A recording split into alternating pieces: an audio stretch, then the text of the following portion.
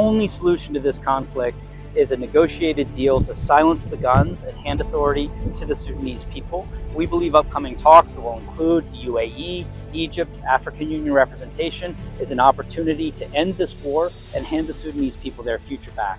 There is no military solution. Too many have died. The region is being destabilized. Now is the time. We need all regional actors to join us as partners in peace for the people of Sudan.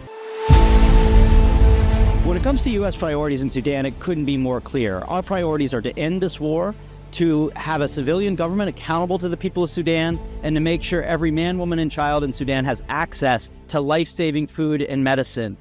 That peaceful Sudan is what people deserve, and that is our priority.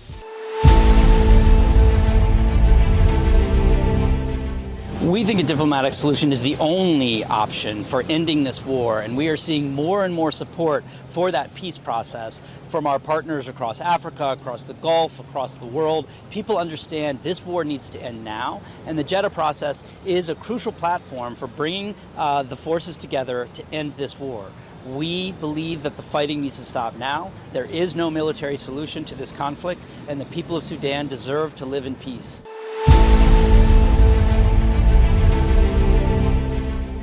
The U.S. is committed to a civilian government in Sudan because that's what the Sudanese people want.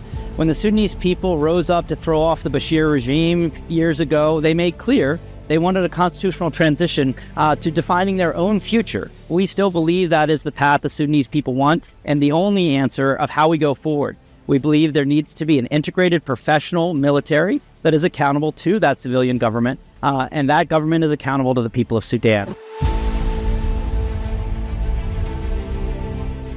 The United States has now committed over $1 billion in humanitarian aid since the beginning of the war, but it also has to be able to reach the people. And it is absolutely incumbent on both sides, the SAF and RSF, to allow full access and safe access of all the life-saving food and medicine. That's across borders and across lines. We have been extremely clear with SAF and RSF that they must comply with international humanitarian law.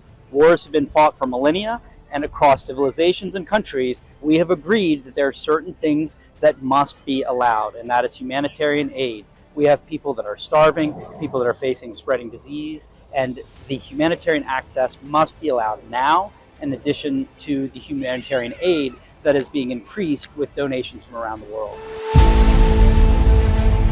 The United States is horrified by the atrocities being committed against the people of Sudan, from ethnic cleansing, murder, systemic use of rape and starvation as a weapon of war. And because of that, we've imposed sanctions on actors in both the RSF and the SAF who have conducted these atrocities, as well as on entities like banks that have enabled and fueled this conflict. And the U.S. is going to continue to raise those costs on people that are doing unthinkable deeds to the people of Sudan.